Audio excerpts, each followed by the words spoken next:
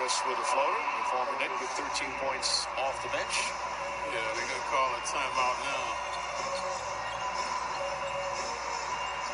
Nope, Payton telling Knox to go through. Payton again gets in the paint. Looks.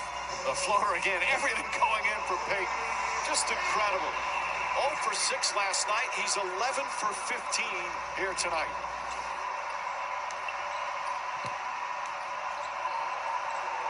Forbes jumper in and out. You talk about a feel-good victory. I mean, this had everything, all the ingredients for the Knicks here tonight. An inspiring performance at both ends as we have an offensive foul call. Going to go against R.J. Barrett. Not sure about that. By the way, Payton is 12 of 16 from the field. I want to correct myself.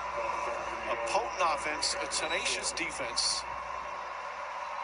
The Knicks offense obliterating the Bucks defense. And the Bucks last year, #1 in the NBA in defensive rating. I know they're a different team, but they have their starting five has 5 excellent defenders. They've got a couple of guys that made All-NBA defense. They're the Defensive Player of the Year. There was also a game or a score that you didn't expect earlier today. How about Dallas and the LA Clippers?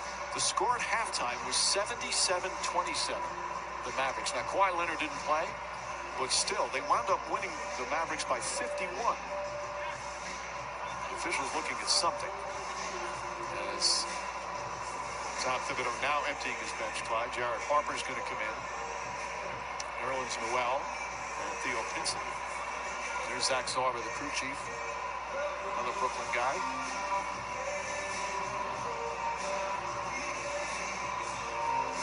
Well, we have a second. Mind you, the Knicks postgame is coming up. No Pete Allen, Hahn, Wally Zerbiak. Boy, will they have a lot of Knick highlights tonight. A complete recap on what has been an inspiring performance by these Knicks.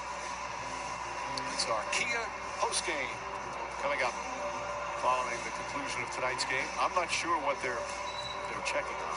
Well, the revelation, folks, is that we saw Barrett have that great game, and then he came back and had a terrible game. So the Knicks need consistency. We saw Payton didn't score in 18 minutes. He ran amok tonight. So he can ill afford the next game now not to show up. So these players have to start playing with more consistency in order for the Knicks to be victorious in these games. Well, this was as consistent an effort for one game. We saw in Indiana, Knicks played a terrific first half and struggled in the second half as Portis knocks down another. Last night, they didn't play as well in the first half, but they battled and were in the game only down 5 at halftime, but then got blown out in the second half. Minute and a half remaining. There's Jared Harper, second-year man out of Auburn. Payton to Randle. Randle's going to try a 3. Finishing touches for Julius Randle. 29 points, 14 rebounds, 7 assists. And a foul call on Payton. They're going to get him. He fouled to get Randle out of the game. Iggy Brazdeikis is going to come in. And as I said it earlier, and I'll say it again, just keep thinking about all the Knicks fans who are home watching, and so many of them who would be here in this building. This place would have just exploded tonight with this kind of performance. And we just can't wait for the day where the fans are allowed back in. Oh, yeah. And it look like they're going to have something to cheer about, Mike, when they do return. This Knick team, good defensive intensity, a new Randle, Payton erupting tonight, as well as all the other Knicks. 27 points, 7 assists for Elfrid Payton. You know, like Tom Thibodeau was talking after the 2 losses and saying, hey, it's just 2 games. We got a lot of work to do. Don't get too high, too low. He's going to tell the team the same thing after this one. Hey, it's only 1 win. Got a lot of work to do. Got another game coming up on Tuesday. It's all about just continuing to improve as Portis knocks it down. And Mike Budenholzer, or some words, a technical foul's been handed out, I think, on Antetokounmpo. Brazdeikis having words with him. Brazdeikis just checked in.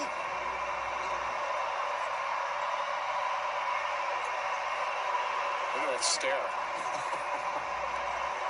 I mean, It's 54 seconds remaining. So a technical foul's been called. Might be a double technical. We'll wait there.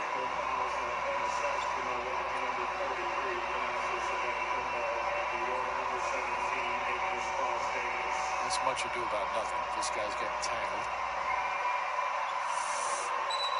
So a double technical. I was saying Mike Budenholzer was talking about Tom Thibodeau, who he has so much respect for. He said you can already see there's a defensive aggression and a defensive awareness that this team has, and that's a staple of Tom Thibodeau's teams. Harper throws it up, that's short. Brazdeikis spins, goes up, too strong. Ball knocked loose. That kid is smooth, Mike. He sure is. That's his third bucket. Jordan Wara, 22-year-old, he had a second-round pick by the Bucks. He was born in Buffalo. Brazdeikis drives, tries the reverse, and draws the foul. Previously, Brazdeikis an air ball off the glass, redeeming himself.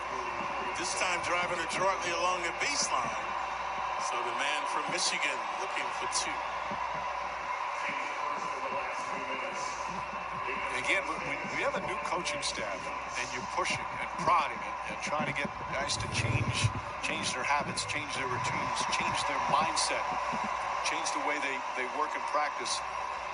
You know, you can push as much as you want, and for the players and coaches will always tell you this, they want to see the players see the results, see the fruits of their labor.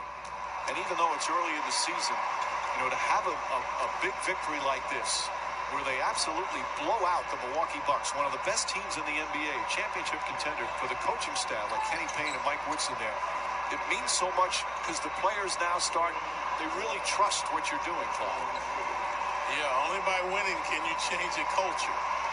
So that's the best way to start. The Knicks brass paying homage to their heroes tonight.